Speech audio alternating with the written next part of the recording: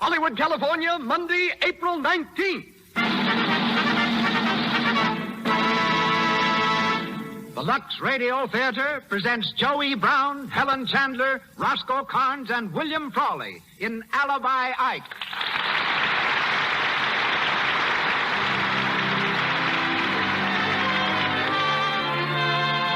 Lux presents Hollywood. Our stars, Joey Brown, Helen Chandler, Roscoe Carnes, and William Frawley.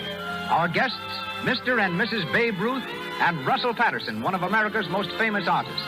Our producer, Hollywood's foremost citizen, Mr. Cecil B. DeMille. Our conductor, Louis Silvers.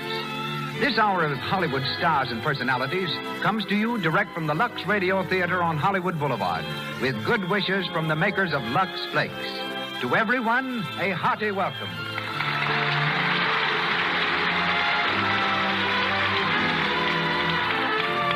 Before we start Alibi Ike, I have a tip for the ladies.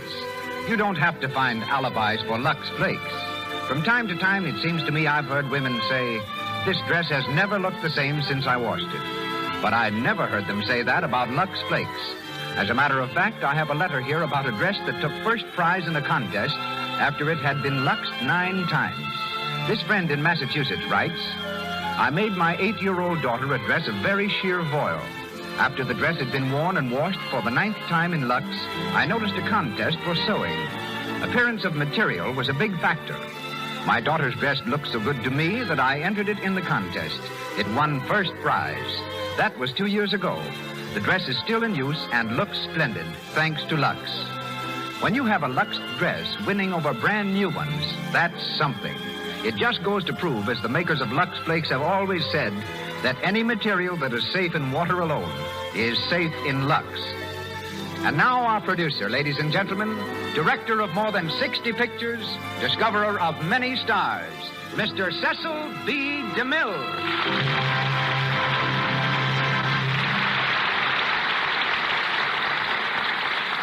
Greetings from Hollywood, ladies and gentlemen. Tomorrow afternoon, when thousands of baseball fans storm grandstands throughout the country, cheering the opening of the 1937 season, they'll be honoring, quite unconsciously, a boy from Cooperstown, New York. 98 years ago, the boy borrowed a few ideas from a game known as rounders, some from another pastime labeled one old cat, and adding a few of his own, gave the nation its most beloved sport, baseball. The boy was Abner Doubleday. Abner had his day, and it was a doubleheader. He not only threw out the first ball in the first baseball game, he aimed the first shot fired from Fort Sumter in the war between the states, in which he became a general. It's to Abner the schoolboy and the game he created that the Lux Radio Theater tonight pays tribute in presenting Joey Brown, Helen Chandler, Roscoe Carnes, and William Frawley in Alibi Ike. Our play is based on the Warner Brothers picture, which was based on the story by Ring Lardner, making a 2-base hit. Put Lardner's dialogue in the mouth of Joey Brown, and there it enjoys a range and scope I am sure no other actor could provide. Joe warmed a bench with the New York Yankees for about 4 years and comes to us tonight as Frank Alibi Ike Farrell. In the part of Dolly, making her 5th appearance before our microphone, is one of the most accomplished and lovely young ladies of the theater and screen, Miss Helen Chandler. Applauded recently on Broadway in Pride and Prejudice and Lady Precious Stream. She played in London in Boy Meets Girl and is now starring in the same comedy on Hollywood's legitimate stage. With Joe from the original picture cast, we welcome Roscoe Carnes, to whom I gave his first important part, as Carey, and William Frawley as Cap Finley. And now, let's dust off the Lux Radio Theater's home plate. The players are walking onto the field. The batteries, Joey Brown, Helen Chandler, Roscoe Carnes, and William Frawley in Alibi Ike. Batter up. Play ball.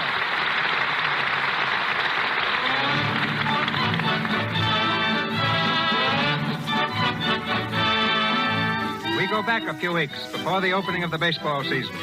Throughout the country is heard the old familiar thud of the ball in the glove, the sharp crack of the bat as a stinging grounder zips over the infield. In Winter Haven, Florida, the Chicago Cubs are preparing for the National League pennant race. Near the players' dugout, Cap Finley, the manager, is talking to the owner, who is optimistic about the team's prospects. All right, stick it right in there, Shorty. That's it, Mike. That's all right. Here you are. If I can make a prophecy the first day of the season, Cap, I have a good hunch we're going to finish a lot stronger this year than last. Yeah, well, we couldn't finish much worse than 8th. I have every confidence in you personally, Cap, and I've convinced the other stockholders to let you work it out your own way. Thanks, Tom. I wish you'd convince them not to sell Pennock. Well, you're sure to find a pretty likely pitcher among the 10 new rookies. Why, there's one boy alone, Farrell, struck out 20 men in one game last year. Sure. He was with the Holgate Terriers, wasn't he? Mm-hmm. But did they claim Lou Gehrig was playing against him in Holgate last year? I'll bet I'll have to ring a cowbell to get him off the field. Well, I'm pinning my hopes on this Farrell boy. If he's as good as they say he is... Well, wait till he shows up, Tom. That'll be time enough for prophecies. Telegram for you, Mr. Finley. Oh, thanks. Let's see it, Mike. I never had a telegram yet that wasn't, well, for the... What is it? Get this. It's from your White Hope, Farrell. Listen. Reporting today. Sorry I was late, but my calendar was wrong. What? Oh, his calendar was wrong. Now, there's an alibi for you. Maybe you can pin your hopes to that. Well, it doesn't sound very encouraging. It sounds to me like we're taking on a screwball. Well, try not to worry, Cap. It'll all turn out. I'll see you up at the hotel. Okay, Tom. All right, you guys, get going in there. Come on, Terry. Come on, Mac. Come on, get hustling in there. This ain't no junior prom, you know. What the? Hey, get that car out of here, will you? Get off the field, you bonehead. Get that. Hey! Hello, boys. Say, what are you trying to do? Murder somebody? Let me at it. Now, wait a minute, boys. Wait a minute, will you? I'll take care of this guy. Get back to work there, you fellas. Go on, now, all of you. Get back in there, I tell you. No hard feelings, boys. After all, I didn't hit nobody. Now, listen, you. Take that sardine can you're driving and get out of here before I kill you. Say, maybe you don't realize who I am. Oh, yes, I do. You're Ty Cobb, but you got your face lifted to fool the pitchers. Now, listen to me. This is a ball club, and you're on the field. Beat it. Wait a minute. Ain't no ball club without a pitcher, unless they've changed the rules this year. Well, they've changed them, but not enough to let you into the park unless you're on a leash. Now, get out of here. Hey, wait a minute. I'm on the team. My name is Farrell. Farrell? Sure. Frank X. Farrell. Well, why didn't you come in through the gate and give your name at the office? Well, I was afraid if I let on who I was, all the help would quit work and come out and watch me. That's what used to happen when I played with the Holgate Terriers. Oh, I see. Is that why you put on a disguise? Disguise? Hey, this ain't no disguise. This is my baseball suit. You don't say. Yep. Well, you ought to put a sign on it so folks would know. Hey, that's a good one, mister. Well, I'll be seeing you. Where are you going? I'm going out and slug a few. Never mind that. Come over here and loosen up your arm. Well, all right. You want me to loosen it? Gosh, it's as loose as goose grease right now. Hey, Carrie. Yeah? Handle a few for this guy, will you? Sure. Yeah, wait a minute. You better put a batter up there, too. Give me something to aim at. All right, Farrell. Toss up a couple. Sure. What'd you like to see first? My zipper or my clipper? Well, now, I don't know. Just suppose you just try your fadeaway speedball with a slow-up twist and a drop hook on the end. Sure. That's my special. Well, there she goes. Hey, easy on the speed, wise guy. What's the matter, catcher? Sting your hands? Hey, Farrell, your calendar is still wrong. This ain't July. I know it. It's hot in July. Well, your arm ain't going to be hot in July if you don't take it easy. I am taking it easy. I never open up the first few weeks. Boy, look at that wind-up. Boy, if you ain't open now. Say, how many games did you win last year? Only 28. Had malaria most of the season. Malaria, huh? Well, where can I send the rest of my pitchers to get it? Huh? Never mind. Okay, Kerry. All right, Cap. Come on over here, Farrell, and let's see you hit a few. Well, wait, I ain't warm yet. I could do this all day. Yeah, I know, but I'm just trying to save the catcher. Oh. Grab a bat there. Hey, Tex. Yeah? Whip up a couple here, will you? Sure. Go ahead, Farrell. Well, I never hit my best on Wednesdays. Now, don't you worry about that. I'll cancel all our Wednesday games. That's a good one, Cap. Just show us how you hit on the 4th of July when it comes in leap year. Sure. Okay, pitcher. Come on. Throw her in there and put something on that potato. Come in. Holy. Boy, what a crowd. Over the fence, boss. Well, I told you I wasn't so good on Wednesdays. Yeah, it only cleared the fence by about 8 feet, that's all. Well, I twisted my ankle when I swung. Say, when I'm in form, I can clear that fence by 30 feet every time. And if I don't clear it... And if you don't clear it, then what? I'll knock a hole in it.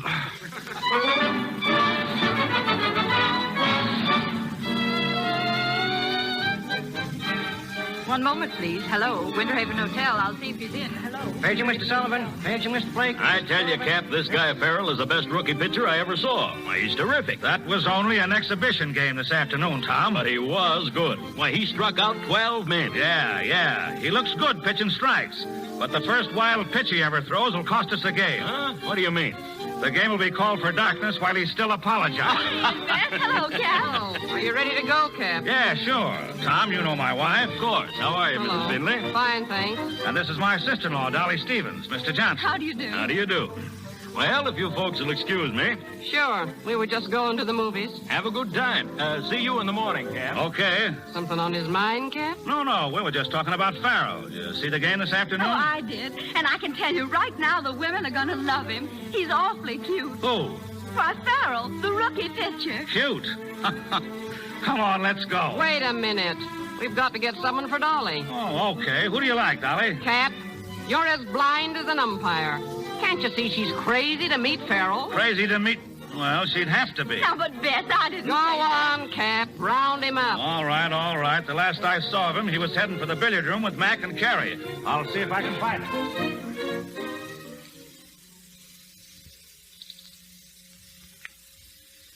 Well, that's a nice shot, Carrie. Yeah, now let me see now. The 11 ball in the side pocket. Say, Farrell, is it absolutely necessary for you to crack peanuts while I'm making a shot? Well, it's necessary for me to crack them if I want to eat them. But not while I'm making a shot. Well, all right. Go ahead, Mr. Carey. You don't bother me none. You missed, Carrie. Yeah. Well, who wouldn't miss a guy cracking peanuts? All right, your shot, Farrell. Well, let's see. What's the layout? Gosh, looks pretty impossible, don't it? Now, wait a minute. Call your shot. Gosh, I can't see so very good without my spectacles. Well, why don't you wear them then?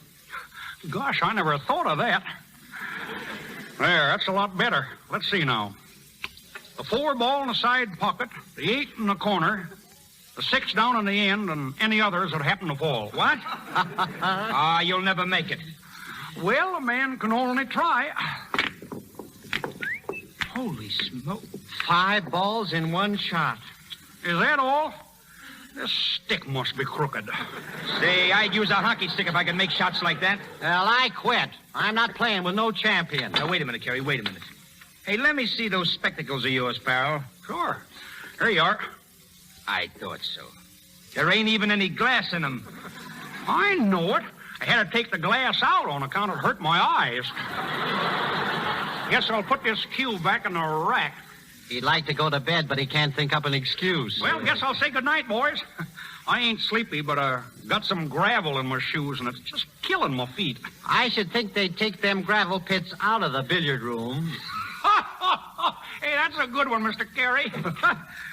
Hey, Farrell. Yeah, Cap? Come here, will you? Sure. Good night, fellas. Yeah, good night. Good night. Oh, boy.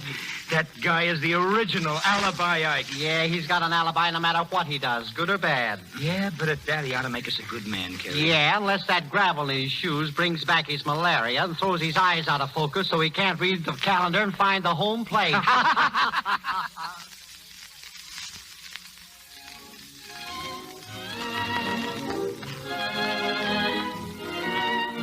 So we thought you'd like to come along with us, Farrell. It's a swell picture. Well, I'd like to, Cap, only... You ain't turning in yet. Who, me? No. But I ought to stay around the hotel in case there's a telegram. Why, you expecting one? No, not exactly. But there's lots of times that comes when you ain't expecting them. Oh, here's the girls now. Oh, you all set, Cap? Oh, evening, Mr. Farrell. Good evening, Mrs. Finley. Come here, Dolly. I guess you recognize Farrell from seeing him play. This is my sister-in-law, Farrell, Dolly Stevens. Huh? How do you do, Mr. Farrell?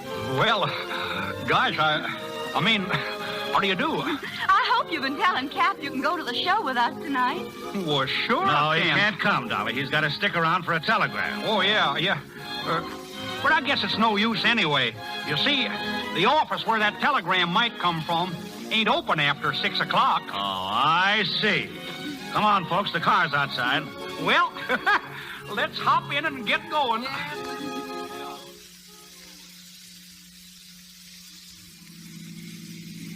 I like riding in a rumble seat. Don't you, Mr. Farrell? Some people don't, but I do. Well, keeps you out in the fresh air. Ball players need a lot of fresh air, you know. Yeah. I saw you play this afternoon. You struck out 12 men. Oh, it was wonderful. I had an off day on account of my lumbago. Say, if I'd known you was watching, I'd have struck 'em all out. Would you really? Sure. I was just taking it easy because it was an exhibition game. Oh, now you're just being modest. No, I ain't modest. Only I don't never brag. Because if a guy's really got the stuff, he don't have to brag. Uh-huh. I guess that's right. Say, are you going to be around much? I mean, well, are you going to be around much? Well, I'm staying for another week or so. Oh, gosh, that's swell. Then maybe I can be seeing you around, around the hotel. That is, if you're going to be around much. Well, yes, of course. Well, maybe we can sort of get together, go to a show or out for a walk. Oh, I just love to walk, Mr. Farrell, don't you? Well, they say it's awful good exercise. Paging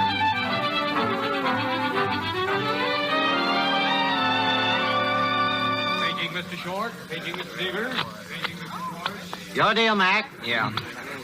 Oh, hey, Carrie. Carrie, look who's coming across the lobby. Alibi Ike himself. I'll bet he's got another date with the Cap's sister-in-law. Yeah. Hiya there, Ike. Oh, hello, fellas. Where you going, Ike? Oh, no place special. Just out. Well, it's raining cats and dogs, Ike. You'll get soaked. Oh, I don't mind that. Nothing like walking in the rain to keep your arm in shape. Well, how about Mac and I coming with you? Yeah. No, you better not.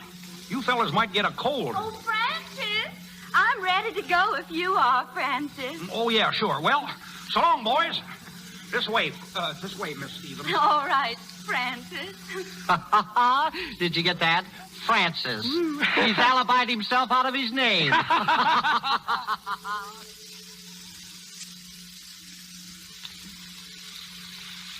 If you're getting wet, we can go back to the hotel, Francis.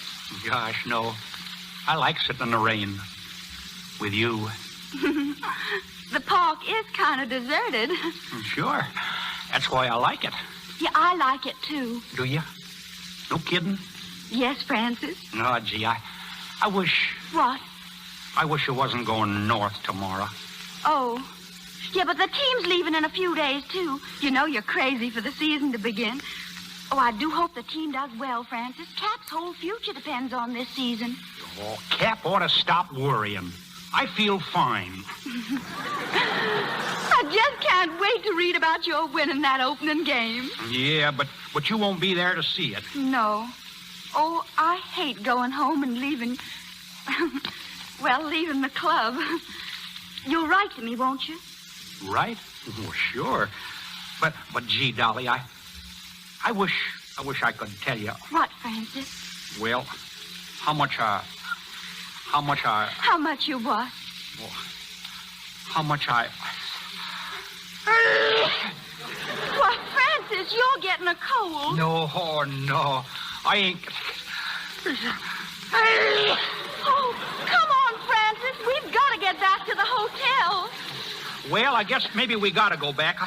I'd hate to ruin the team's chances by getting sick.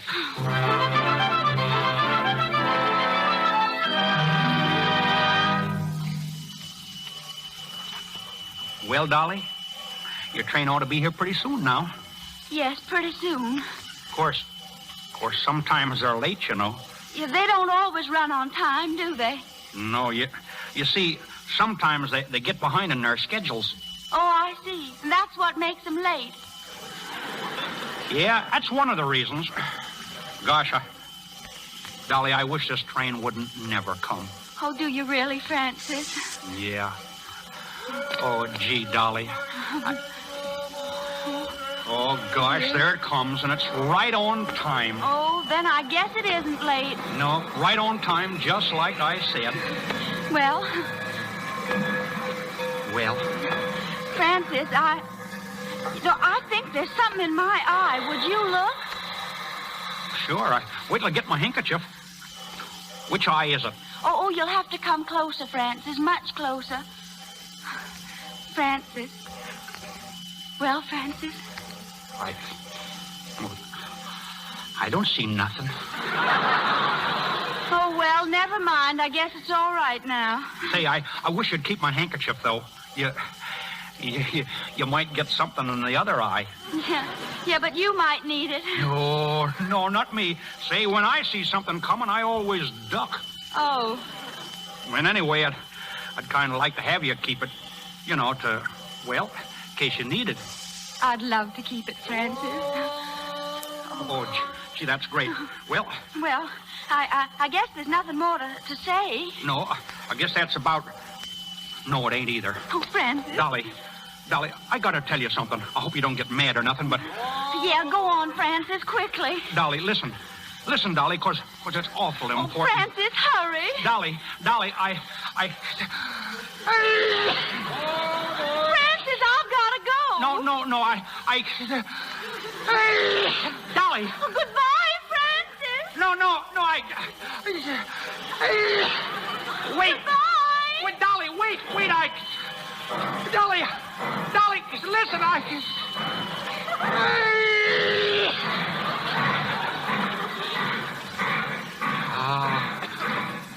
shucks.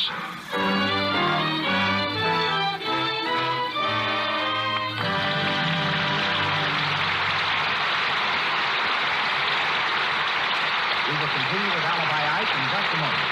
But first, I want to take you to a kitchen shower the girls are giving for Betty Ann, who is to be married on June 5th.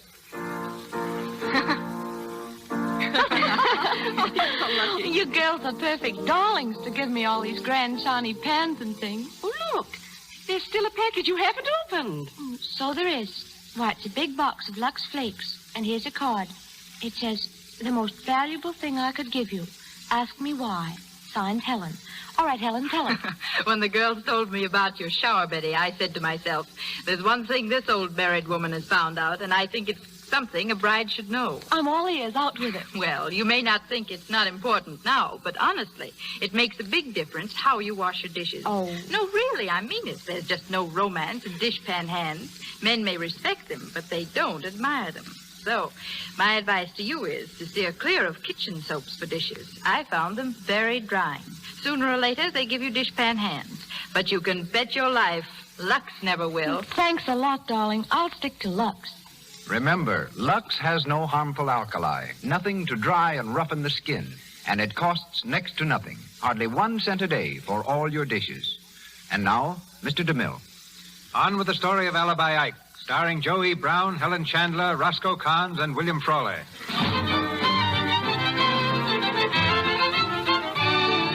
It's 2 weeks later, the night before the big opening game. In his hotel room in Boston, Alibi Ike Farrell is sprawled face down across the bed, reading a letter. The letter is from Dolly Stevens, and Ike's expression is the essence of bliss as he reads softly.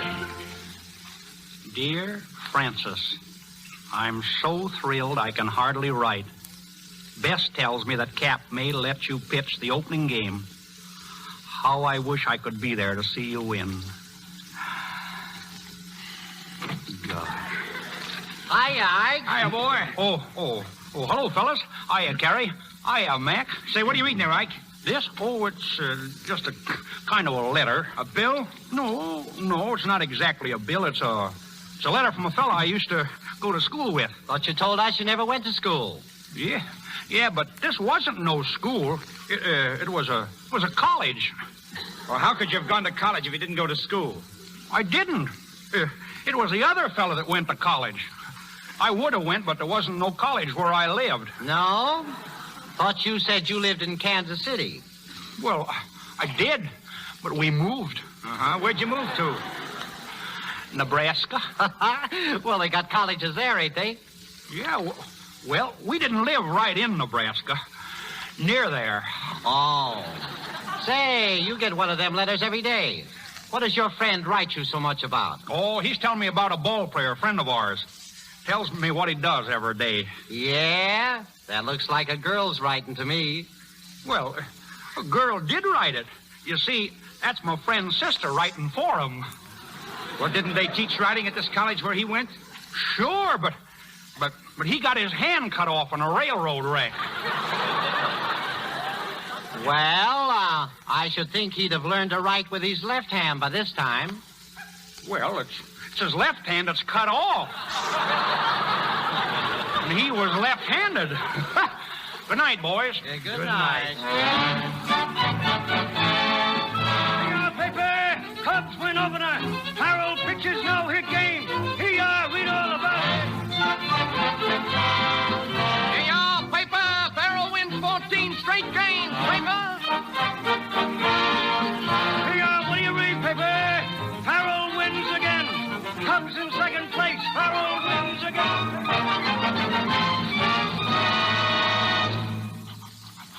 And so you see, Dolly, the Cubs and me has practically cinched the pennant.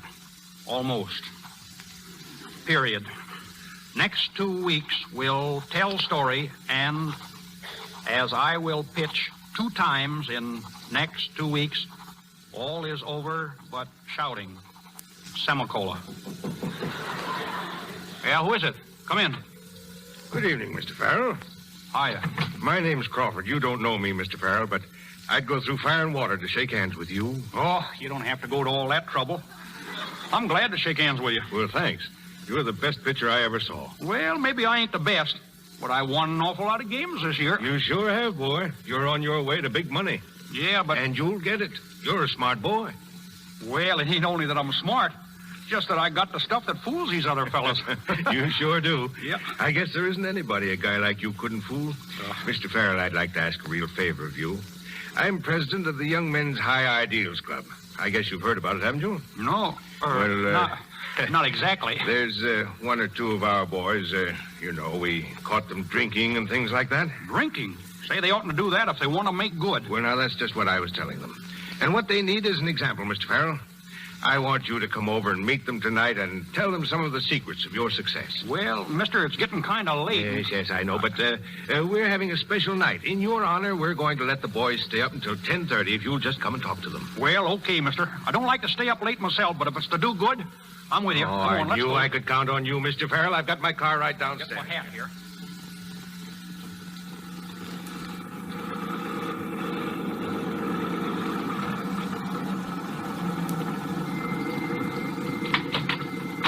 This is it, Mr. Farrell. Right up these steps. You mean this is a house where they're holding a convention? That's right. Gosh, it's kind of dark, ain't it? Right in here, Mr. Farrell.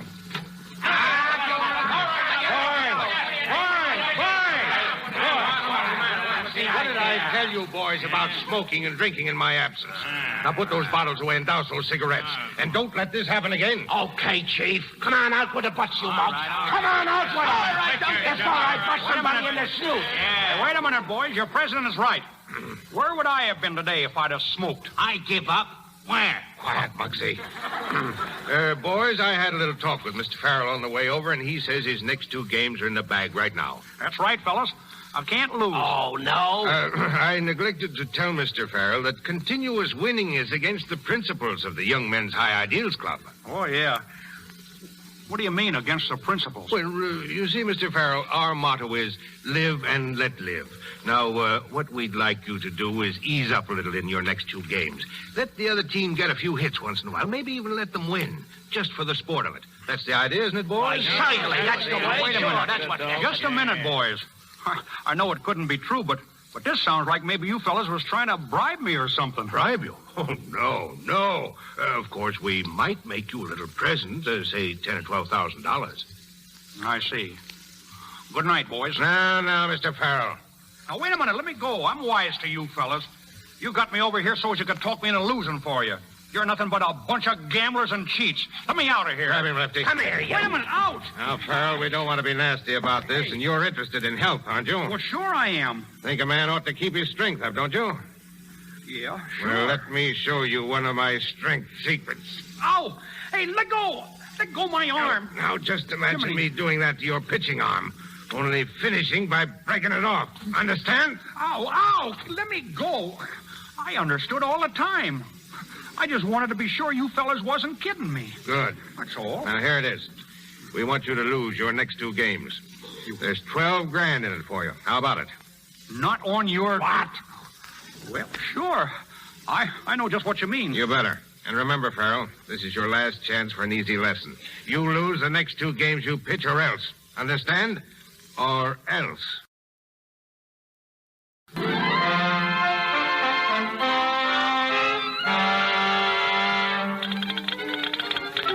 Telegram to Mr. Frank Farrell, Hotel Continental, Boston, Massachusetts. Dear Francis, arriving tonight to watch you win your next 2 games. Thrilled at thought of seeing you again. Signed, Dolly.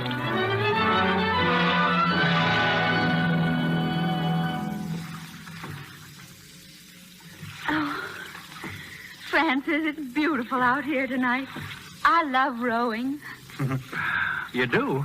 Well, I'll let you handle the oars for a while if you want. Oh, no, I mean, well, just being out here on the lake with you. Yeah, sure is nice. Yeah. I'm glad we didn't go to the show with Cap and Bess. So am I. We couldn't have seen the moon so good in there. Is that the only reason you didn't want to go? No. Gee, I wanted to be alone with you. I didn't want no other people around us. Do you mean it, Francis? Mean it? Gosh, I wish I could tell you how much I mean it. Dolly, I got something for you. Maybe that'll show you. Oh, you got something for me? Yep. Now, where is it? Let's see. Gosh, I had it right here in my vest pocket. Oh, Francis, what is it? Well, but first I want to ask you something. Yes, Francis. Dolly, do you like me well enough to be alone with me for a long time?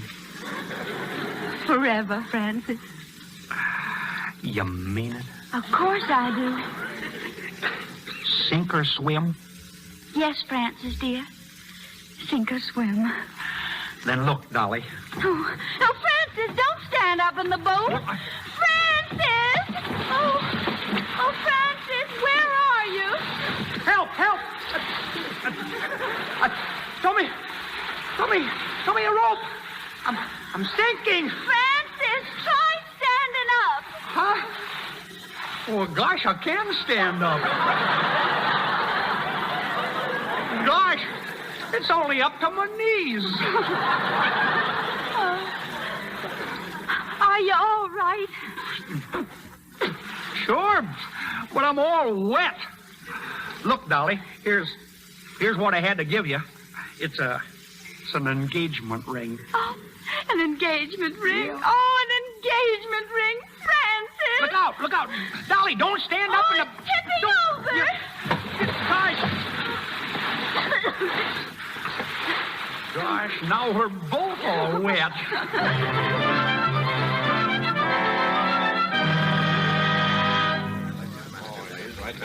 Hello, Hotel Continental. One moment, please. Hello, Hotel Continental. So that's the sparkler. Well, it certainly is a peach, Dolly. Oh, Bess, I'm so thrilled. Where is Francis? Do you know? We're over in the card room with a couple of the boys. You going out tonight? Well, we were going to the theater if the boys will let him get away. Yeah, I'd better go and call them all. No, you ain't leaving yet, are you, Ike? Sorry, fellas, but I just got to. Well, where are you going? Oh, just to the theater, I guess. All by yourself? No, friend of mine's going with me. Well, what do you say if we go along? Yeah. Well, I ain't only got 2 tickets. We can get some more seats. They're all sold out. Well, the scalpers will have some. Sure. Yeah, but you don't want them. Show's rotten. Well, I'll buy your tickets from you if you don't want them. Nope. I wouldn't cheat you. Well, say, what are you going to do with your girl? Leave her here at the hotel? Girl? What girl? The girl you had supper with. Oh, her. Oh, gosh. She just happened to sit down on my table, that's all. Uh-huh. Is that why you gave her that ring, for sitting down? I give her the ring? Well, didn't you? No, I didn't exactly give it to her. I lent it to her. Oh, yeah? Well, I wouldn't lend no ring to no strange girl if I was you. Oh, guess she's all right. I'm kind of tired of the rock anyway. When a girl asks you for something, well, what are you going to do? Well, so long, boys. Now, wait a minute, Ike.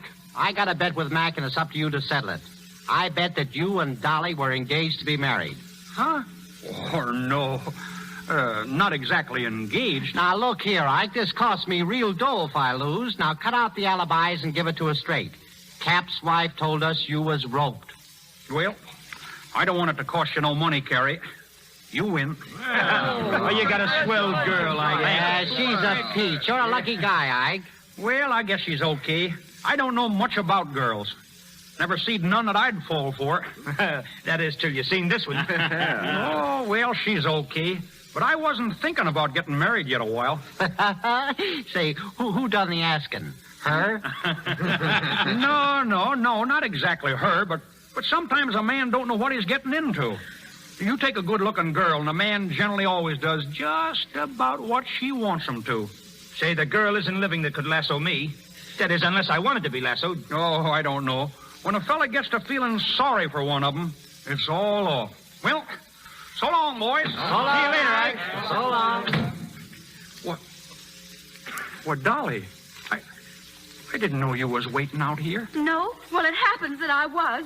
And it also happens that I heard every word you said in that room. Dolly, oh gosh, listen. I didn't understand you were just feeling sorry for me. But you're right about one thing. It's all off. Here's your ring, Mr. Farrell. Oh, gee, Dolly, wait a minute, Dolly. I didn't mean it. Honest, I didn't. Dolly, you gotta listen to me. Let me explain. I don't ever want to speak to you again. I'm sick of your alibis. And I've no intention of spending my life with a man who apologizes for me every other word. Goodbye. Dolly, wait. You gotta... Wait a minute. You can't do this. You don't understand. It's all a mistake. Going up? Dolly. Gosh.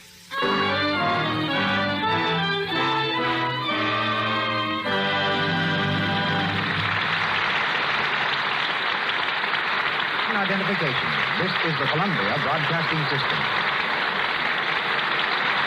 This is KNX, Los Angeles, the voice of Hollywood.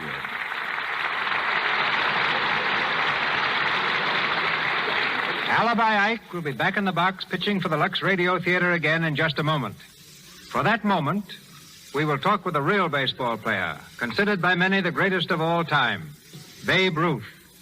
You know him, of course, as the home run king, with 714 home runs in his crown. But when Babe started out with the Boston Red Sox in 1914, he was a pitcher. And to this day, he holds the record for pitching the greatest number of consecutive scoreless innings in a World Series. In 3 games, he pitched 29 innings without allowing one run. At this moment, Babe Ruth and his charming wife are listening in the trophy room of their home on Riverside Drive in New York City. They're going to speak to you from there. The Sultan of Swat and his lady, Mr. and Mrs. George Herman Babe Ruth. Thank you, Mr. DeMille. I would like to tell you that Mr. Ruth and myself are certainly enjoying the game you're umpiring out there in Hollywood. Joey Brown is pitching them right across the platter every time. And it's a great show from the stands there. At the end of the first inning, they made a point that certainly meant a lot to me. That was when they talked about Lux Flakes. I've used them for years to cut down on runs. Not the home runs that Babe Ruth hits either. I mean the stocking runs that hit me. Ah, that's right, Claire. I saw a box of Lux on the kitchen shelf last night. Were you in the kitchen dieting again? No. I didn't even go near the icebox. I was looking for the sport page of the paper you threw out. You see, we're getting into baseball season very fast here. According to my scores today, my prediction of the last 3 or 4 days are showing that we're going to have a great season with plenty of thrills. Philadelphia Nationals beat the Boston Bees in the first game today. They played 11 innings and won by 2-1.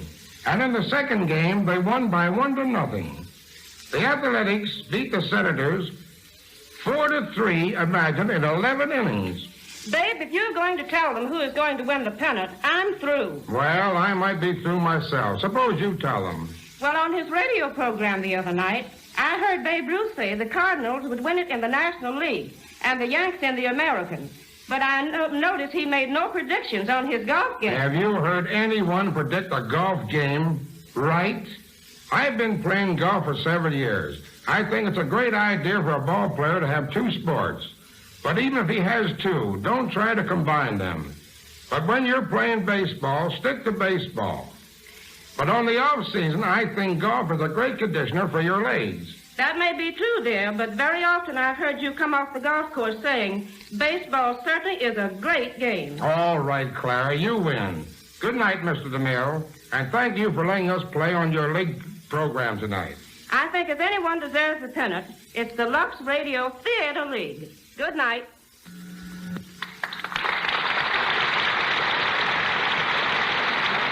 Thank you, Mr. and Mrs. Babe Ruth. We're back in Hollywood now with Joe E. Brown, Helen Chandler, Roscoe Carnes, and William Frawley in Alibi Ike.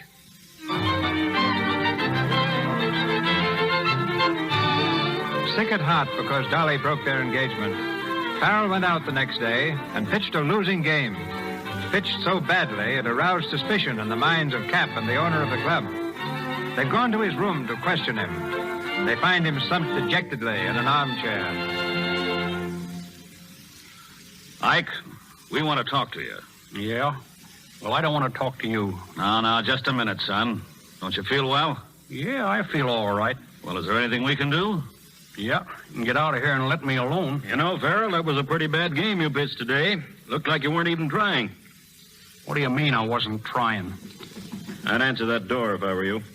I was just going to. Well, what do you want? The chief told me to give you this envelope. Hmm? You'll catch on when you open it. So long, kid.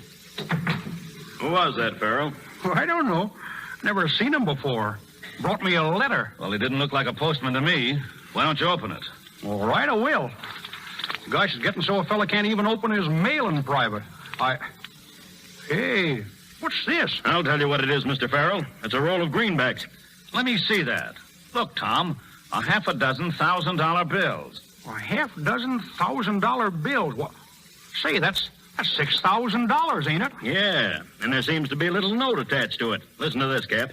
Nice going, kid. Keep up the good work. How do you like that? What about it, Farrell? I don't know nothing about it. Gosh. Say, they must have thought that I was losing that game on purpose for them. Who sent this? I don't know. I can't remember his name. Oh, you can't. Farrell, I never thought you'd do a dirty trick like this.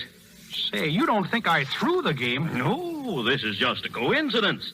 If it wasn't for the scandal, I'd let you explain it to the judge. Wait a minute. Say, I wouldn't throw a game if my mother was playing on the other side. You won't have a chance in this club. Pack your things and get out. And if you ever put on a baseball suit again, I'll put stripes on it for you. You mean I'm canned? Yeah, and it starts right now. All right, then let it start. A couple of fine fellas you are. When I was winning, you thought I was a hero. And then the first time I lose a game in 2 months, you come around claiming I'm a crook. Well, you can keep your ball club. I'm through with you for good. Now get out of here. Get out of here and let me pack my suitcase.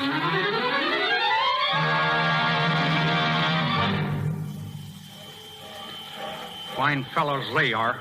I'll show them. Frank Farrell, wait. What? Frank, wait. Oh, hello, Mrs. Finley. Where do you think you're going? I'm going back to Holgate. That's where I'm going. Oh, no, you're not. No? I just spoke to Cap. I told him the real reason why you lost that game. Because you was worried sick about Dolly. They want you back, Farrell. Well, I ain't going. You got to come back, for Dolly's sake, if not your own. Dolly? Gosh, she don't care if I never come back. Yes, she does. Yeah? I spoke to her long distance last night. She's been almost frantic since she walked out on you. Well, gee, if you think that... I don't think. I know. But if you go off now, you'll be disgraced. And if I tell Dolly that your comeback depends on her, she'll be back tomorrow cheering for you. But do you think she'll really forgive me? Sure. If you'll promise to give up those alibis. Well, promise? Gee, I'd get right down on my knees now. Only I got such a bad case of Charlie horse. Never mind that. Come on back to the hotel. Cap and Mr. Johnson are there waiting for you. And we're sorry, son. Yeah. We should have known better than to think you'd throw a game. Oh, shucks, that's all right. It's all over as far as I'm concerned. But it isn't. Not yet. I want to get those crooks and get them right. Do you know where to find them? Sure I do. At their clubhouse. Okay. I want you to go and see them the day before your next game and tell them you're going to throw it. But you won't do it unless their man meets you with the money just before the game. Then we'll have a couple of federal men there and catch them red-handed, giving you the dough.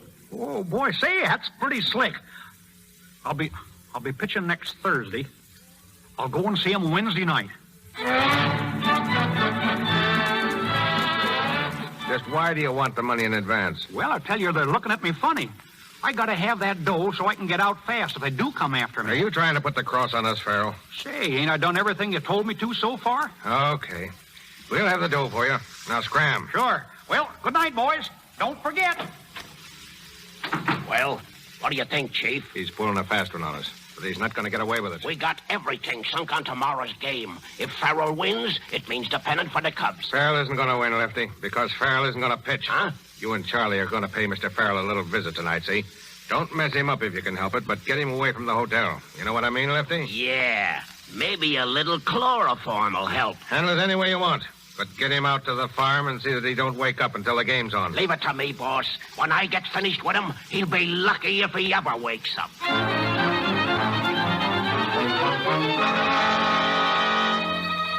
paper, Farrell disappears.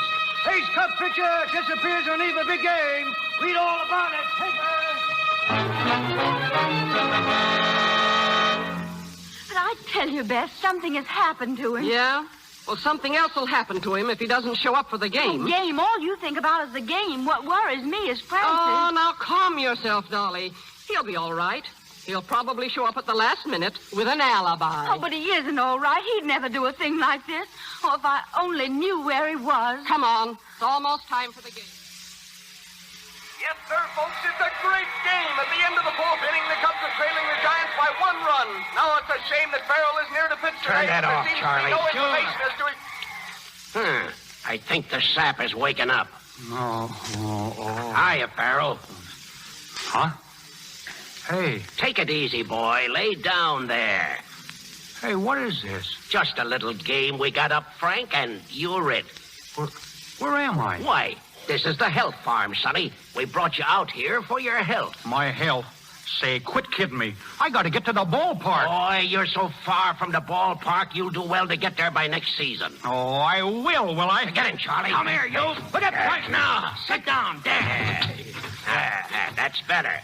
Now, Farrell, if you're a good boy, you can go home, just like you come here.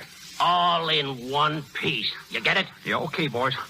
I guess you win. Now you're showing sense. Have a drink? Me? Say, I wouldn't touch that stuff. Well, maybe I will have one, thanks. Say when, Farrell. I'll pour it myself if you don't mind. Sure. Here. Thanks. Gosh, the bottle's almost empty. Pretty color when you hold it up to the light, ain't it? I don't pay much attention to the outside of the bottle. Look at there. It's all greenish. Boy, sure is pretty. Huh? Let me see it. Sure. Take a good look, mister. Hey, you! You want to keep me in there, are you? You're going to make us lose the game, huh? I'll show you, you... Give it to him. All right,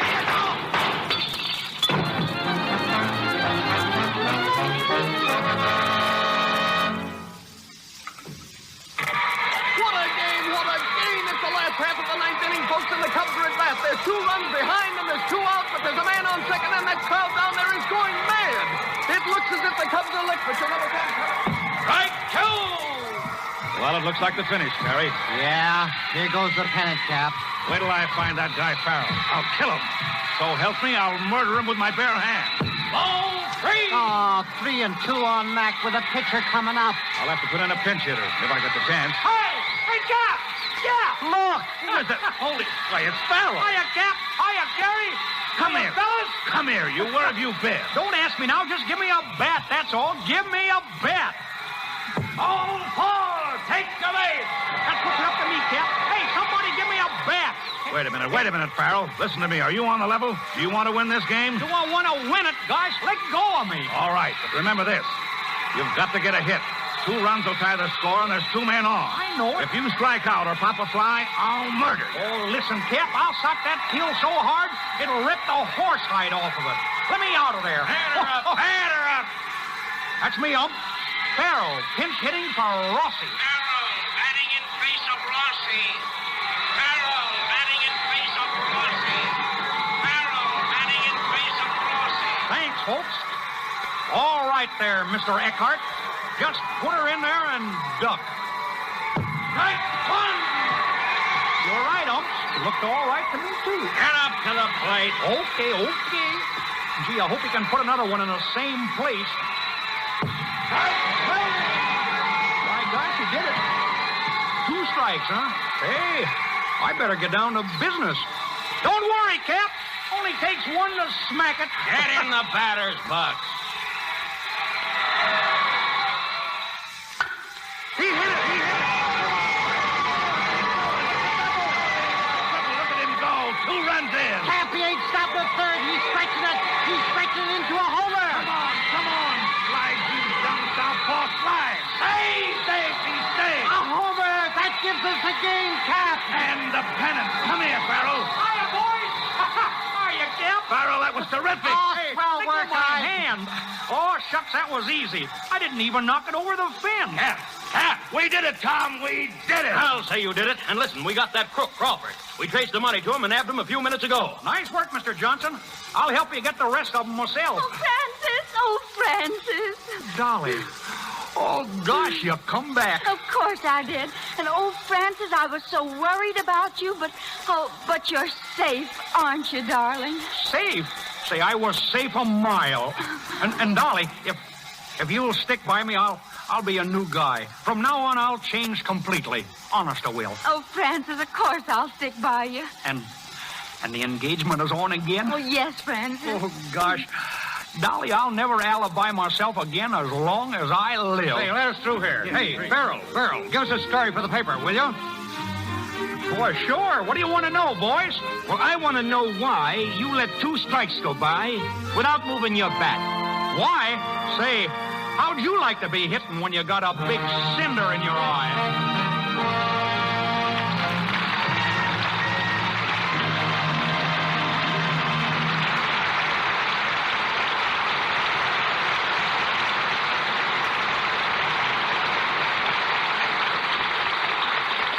The game's over and won, but we play an extra inning a little later with Joe E. Brown and Helen Chandler. When Paramount Studios decided to make a picture called Artists and Models, they enlisted the services of one of the country's most versatile illustrators, Russell Patterson, creator with John Hill, Jr., of the famous flapper type. You've seen his drawings many times in our leading publications. But his talents go much further than the drawing board. He's created stage sets, costumes, men's styles, industrial designs, pioneered in plastic photography, and is largely responsible for the current popularity of puppet shows. Ladies and gentlemen, Russell Patterson.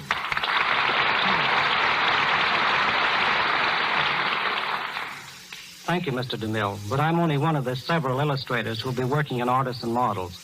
By that, I mean you'll actually see on the screen James Montgomery Flagg, John Legata, McClellan Barkley, Arthur William Brown, Jefferson Machimer, and Rube Goldberg. A fine group of artists, but what about the models? Well, it's difficult to find perfect models even in Hollywood. Since we started our search for beauty, Mr. Roel Walsh, the director, Mr. Louis Gensler, the producer, and Mr. Leroy Prinz, the dance director of Artists and Models, saw more than 1,000 girls. We wanted about 100 of the most beautiful models. You'd be surprised at the small number in this group who met our requirements. What are the requirements? Well, I would say 4 in number. Grace, the ability to wear clothes, figure, and, of course, the beauty of the face. Why it's so hard to pick outstanding girls today is because most of them are standard types. They all want to look alike, and we look for individual types.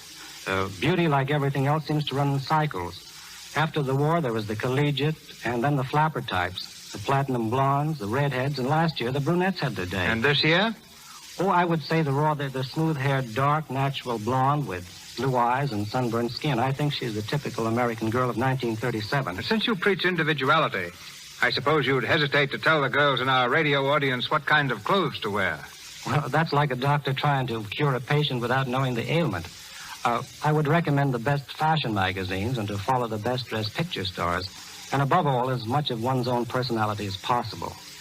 I can safely say that whatever they wear, women will keep on caring for their clothes in the most effective, economical way there is, with Lux Flakes. Lux is the safest, surest wardrobe care I know of, and that's why we're using it in orders and models. Thank you, Mr. DeMille. Thank you, Miss Patterson. In just a few minutes, Joe E. Brown boards a plane and flies from Hollywood to Chicago. But we still have time to bring back Joe and Helen Chandler to answer their curtain call.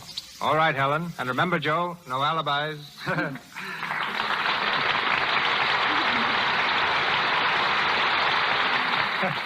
Thanks, CB. Of course, I'm not in very good voice. Beginning already? Now, what's the matter? Did the play take it out of you? Play? Gosh, no, but I've got to protect my voice for tomorrow. Didn't you hear, Mr. DeMille? Joe's going to Chicago to become a radio announcer. He's describing the game there tomorrow between the Pittsburgh Pirates and the Chicago Cubs. Helen, it's nothing at all. Nothing at all. How long are you going to be a sports commentator, Joe? Oh, about a month, I guess. Unless I find that I bit off more than I can chew. I'd say that was impossible. Huh? Cut it out, will you? No, CB. Joe, I think it'd be awfully nice if you'd say something about our product. Product? What product? You don't know what our product is? Well, it seems that I do kind of recollect hearing tell of it. Yes, of course you do. Why, everybody uses it for keeping clothes nice. You know, and washing dishes. Clothes? Washing dishes? You know, Joe. You know, it comes in a box. You get it at the grocery store. Big letters on it. L-U-X. L-U-X. Now tell me. Oh, Lux, sure. Well, why didn't you say so in the first place instead of beating around the bush? Guys, our house is just about filled with Lux. I say, those flakes are a home run in the ninth inning with 2 out and the bases loaded. Of course, I don't do the washing, but it seems to me... No, that's enough. That's enough. Don't spoil it. Joe, I understand you're a sports writer, too. Yes. I'm writing a column for the Los Angeles Examiner. They picked the craziest name for my column, though. They call it Saying a Mouthful. Gosh, that don't seem to fit me. Not if it's only a column, Joe. Oh, you too, huh? Yeah, it ought to be a full page. Oh, I see. And Helen, just before I kiss you before we say Dolly, guys, I'm all confused. Before I walk off the field, I want to wish a speedy recovery to one of baseball's immortals, now in Lakeside Hospital, Cleveland. He was banged up pretty badly in an accident the other day, and I know that you all join me in wishing the best to a great sportsman, our friend Tris Speaker. And now, CB and everyone, including you, Helen, goodbye. Goodbye, thank you. Goodbye, Alibi. Mr. Brown, Miss Chandler, our thanks. Ladies and gentlemen, this is your announcer, Melville Ruick. The program arranged for you next Monday night will be revealed in a moment by Mr. DeMille. Tonight's cast included Wally Mayer as Mac, Leora Thatcher as Bess Finley, Cy Kendall as Crawford, Lou Merrill as club owner, Joe Franz as Lefty, Charles Emerson as reporter, Frank Nelson as radio announcer, Ross Forrester as Tex, Ingeborg Tillish as telephone operator, and Marion Dennis as telephone girl. Joe E. Brown appeared through courtesy of David L. Lowe Productions. Louis Silvers, 20th Century Fox, where he was in charge of music for the new film That I May Live. Mr. DeMille, Mr. Carnes, and Mr. Frawley, Paramount. Mr. Frawley's new picture is High, Wide, and Handsome, and Mr. Carnes, Night of Mystery. Just a reminder, as you know, many localities switch to daylight saving time next Sunday. If you are not affected by daylight saving time, this program will come to you 1 hour earlier, beginning next Monday night. And here's Mr. DeMille. Next Monday night, the Lux Radio Theater brings you 2 of the most outstanding personalities Hollywood has ever given the world, Robert Taylor and Irene Dunn. Our play, Magnificent Obsession, based on Universal's picture from the celebrated novel by Dr. Lloyd C. Douglas, one of the most inspired stories of our day. Our radio version will find both stars resuming the same roles they filled with such distinction on the screen. Miss Dunn as Helen Hudson, Mr. Taylor as Bob Merrick. Our sponsors, the makers of Lux Flakes, join me in inviting you to be with us again next Monday night when the Lux Radio Theater presents Robert Taylor and Irene Dunn in Magnificent Obsession. This is Cecil B. DeMille saying good night to you from Hollywood. This is the Columbia Broadcasting System.